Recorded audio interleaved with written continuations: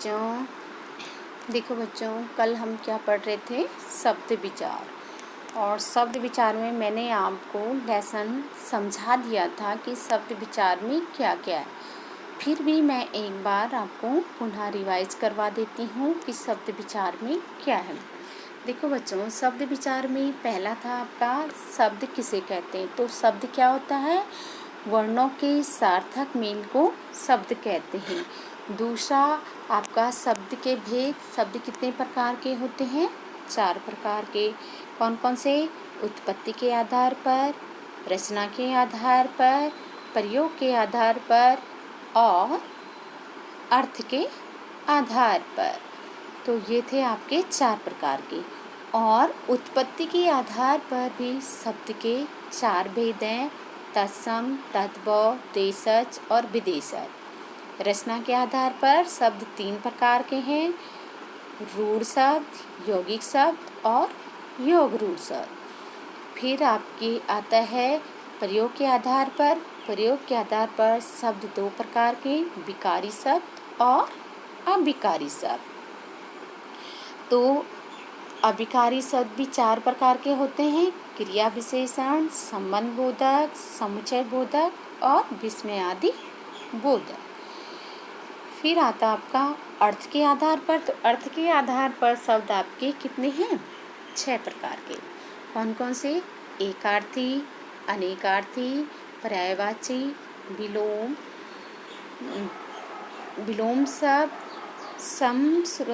समश्रुति, भिन्नार्थक शब्द और वाक्यांश बोधक शब्द। ये आपके 6 प्रकार के। तो ये तो हमने पढ़ा था कल, जो कि आशा करती हूँ कि आपने एक बार ज़रूर इसकी रीडिंग की होगी। तो देखिए बच्चों, अब करते हम इसकी एक्सरसाइज। देखो, इसकी एक्सरसाइज में आपका जो मौखिक प्रश्न और लिखित प्रश्न, ये आपको नोटबुक में करना है। वो मैं अभी आपको बाद में बताती हूँ। पहले आप आइए क्वेश्चन नंबर 2 पे, ट्रू फॉल्स है। तो मौखिक और लिखित वाले मैं अभी आपको समझा देती हूँ। उसकी PDF में आपको भेजूँगी, लेकिन अभी मैं उसको समझा दूँगी। पहले आप नीचे वाली एक्सरसाइज करिए। क्वेश्चन नंबर 2 है: निम्नलिखित कथनों में से सही कथन के सामने सही तथा गलत कथन के सामने गलत का निशान लगाइए। देखो, उत्पत्ति के आधार पर शब्द के 4 भेद हैं। तो ये तो सही है। उत्पत्ति के आधार पर शब्द के कितने भेद हैं? 4 भेद हैं। तो ये क्या है? आपका कथन सही है। क्या है इसका? सही। फिर है ख वाला: संस्कृत में जो शब्द कुछ रूप परिवर्तन के साथ हिंदी में प्रचलित होते हैं, तत्सम शब्द कहलाते हैं। गलत। वो क्या कहलाते हैं? तद्भव शब्द। तत्सम शब्द तो संस्कृत का शुद्ध रूप होता है। जो संस्कृत के शब्द होते हैं वो तत्सम शब्द कहलाते हैं। लेकिन जिन्हें हम संस्कृत से थोड़ा चेंज करके हम हिंदी में बोलते हैं, तो उन्हें वो क्या कहलाते हैं? तद्भव। तो ये वाला गलत है। फिर है रचना के आधार पर शब्द के 5 भेद हैं। अगर आपने पढ़ा होगा तो समझ में आया होगा कि 5 भेद हैं। नहीं, रचना के आधार पर शब्द के कितने भेद हैं? 3। कौन कौन से? रूढ़ शब्द, यौगिक शब्द और योग रूढ़ शब्द। तो ये भी रॉन्ग है, गलत है। तो 2 या 2 से अधिक शब्दों या शब्दांशों के मेल से बने शब्द योग रूढ़ शब्द कहलाते हैं। तो ये सही है। योग रूढ़ और यौगिक तो 2 या 2 से अधिक शब्दांशों से मिलकर बनते हैं। तो ये वाला सही है आपका। फिर आता है क्वेश्चन नंबर 3: रेखांकित शब्द किन किन शब्दों के योग से बने हैं, उन्हें अलग अलग करके लिखो। जो ये अंडरलाइन इन शब्दों में की हुई है, वो किन 2 शब्दों से मिलकर बने, उन दोनों शब्दों को आपको अलग अलग करके लिखना है। देखो, विद्यालय में सभी पढ़ने जाते हैं। तो विद्यालय क्या है? 2 शब्दों से बना है, विद्या प्लस आलय। तो इन दोनों को अलग करके लिखो। मैंने रामलीला में दशानन को देखा। 10 प्लस आनंद। 10 मतलब 10 और आनंद मुँह। तो 10 और आनंद 2 शब्दों से मिलकर बना है। मैं शिमला रेलगाड़ी से गया। तो रेलगाड़ी तो 2 शब्दों से बनी, रेल प्लस गाड़ी। फिर है डाकघर से टिकटें मिलती हैं। तो डाक प्लस घर। परमपिता ही सबका रखवाला है। तो ये किससे बना है? परम प्लस पिता, दो शब्दों से मिलकर बना परम प्लस पिता। तो ये हो गया आपका। फिर आपका है क्वेश्चन नंबर 4। क्या है? निम्नलिखित सब समूह में तत्सम, तद्भव, देशज और विदेशज शब्दों को छांट कर लिखे। तो इसमें आपका सारा मिक्स करके दे दिया है और 4 कॉलम बना दिए हैं। तो इनमें से आपको छांटना है कौन सा तत्सम शब्द है, कौन सा तद्भव शब्द है और कौन सा देशज और कौन विदेशज। तो देखो, माता क्या है? माता तद्भव शब्द है। फिर सूर्य, सूर्य तत्सम शब्द है। कार्य, कार्य भी क्या है? तत्सम शब्द है। घर तद्भव शब्द है। घी तद्भव शब्द है। कर्तव्य, कर्तव्य क्या है? विदेशज शब्द है, वो उर्दू भाषा से लिया गया कर्तव्य। चारपाई देशज है। अश्रु तत्सम है। रेल देशज। डिबिया देशज। सूटकेस विदेशज। हॉस्टल विदेशज। स्कूल विदेशज। चूड़ी तद्भव है। पगड़ी क्या है? देशज। पत्र तत्सम शब्द है। तो ये आपको अलग अलग करके छांट कर लिखना है इस तरह से। फिर है आपका बहुविकल्पीय। तो बहुविकल्पी में क्या है बच्चों? देखो, निम्नलिखित प्रश्नों के सही उत्तर पर सही का निश्चिन्ह लगाइए। तो देखिए, जो सब भाषा की विभिन्न बोलियों और भाषाओं से हिंदी में आ गए, उन्हें क्या कहते हैं? विभिन्न बोलियों और भाषाओं से, विभिन्न भाषाओं विभिन्न बोलियों से आए हैं, तो उन्हें क्या कहेंगे? विदेशी शब्द, विदेशी शब्द। इसमें ये नहीं लिखा है कि हिंदी भाषा की बोलियों और भाषाओं से, इसमें क्या लिखा है? विभिन्न बोलियों और भाषाओं से, विभिन्न भाषाओं से, तो वो क्या आएगा? विदेशी शब्द। फिर है इसमें योग रूढ़ कौन सा है? योग रूढ़ क्या है? दशानन क्या है आपका? योग रूढ़ शब्द है। दशानन क्या है आपका? योग रूढ़। फिर है जिन शब्दों का उच्चारण लगभग समान हो परंतु अर्थ भिन्न भिन्न हो, उन्हें क्या कहते हैं? समरूपी भिन्नार्थक शब्द। क्या कहते हैं उन्हें? समरूपी भिन्नार्थक शब्द। फिर है इसमें कौन सा शब्द अभिकारी है?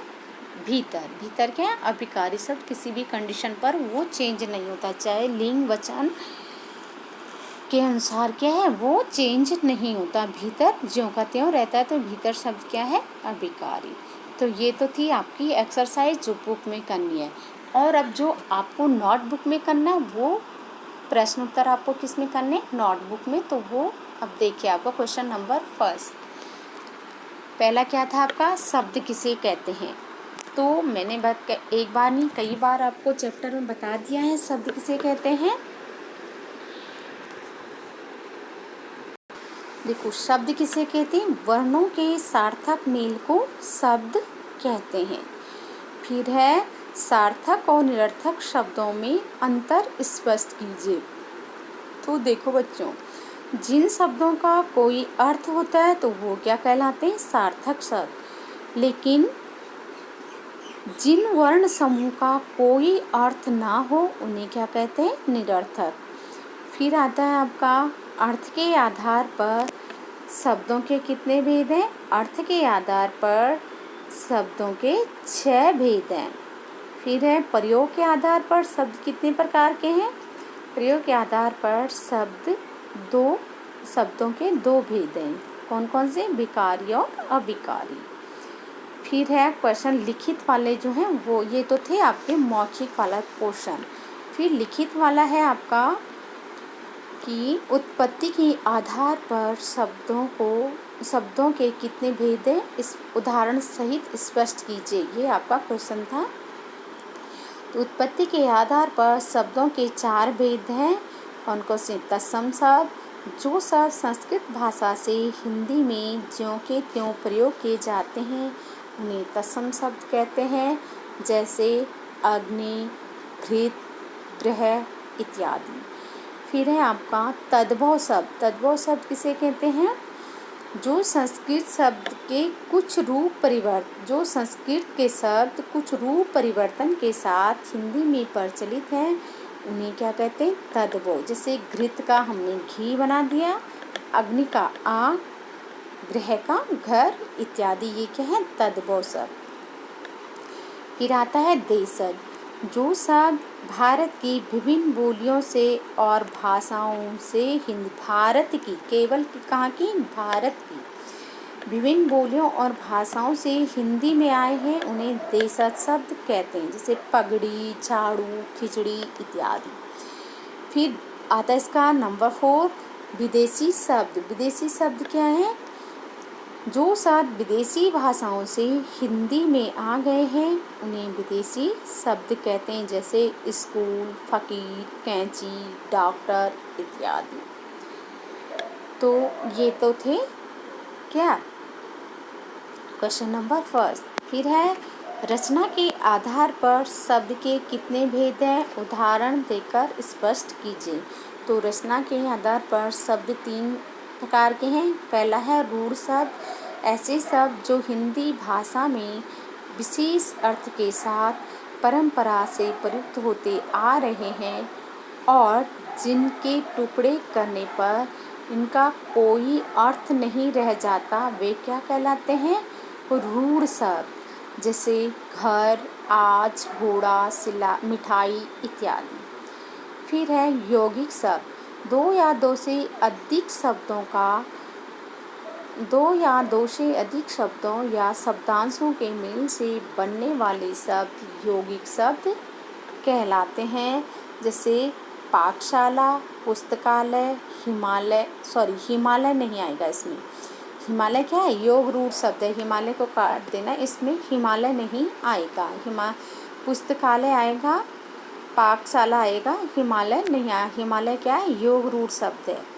तो पाठशाला और पुस्तकालय, तो इसका एग्जाम्पल लिख लेना। फिर है योग रूढ़। दो या दो से अधिक शब्दों के मेल से बने हुए शब्द जिनके सार्थक टुकड़े किए जा सकते हैं और किसी विशेष अर्थ का बोध कराते हैं, उन्हें योग रूढ़ कहते हैं। मतलब वो 2 शब्दों से तो मिलकर बने होते हैं, लेकिन किसी विशेष अर्थ का बोध कराते हैं। जैसे दशानन। दशानन किसे कहते हैं? रावण को। तो विशेष अर्थ रावण के लिए दशानन का प्रयोग किया जाता है। पीताम्बर। पीताम्बर किसका? कृष्ण का।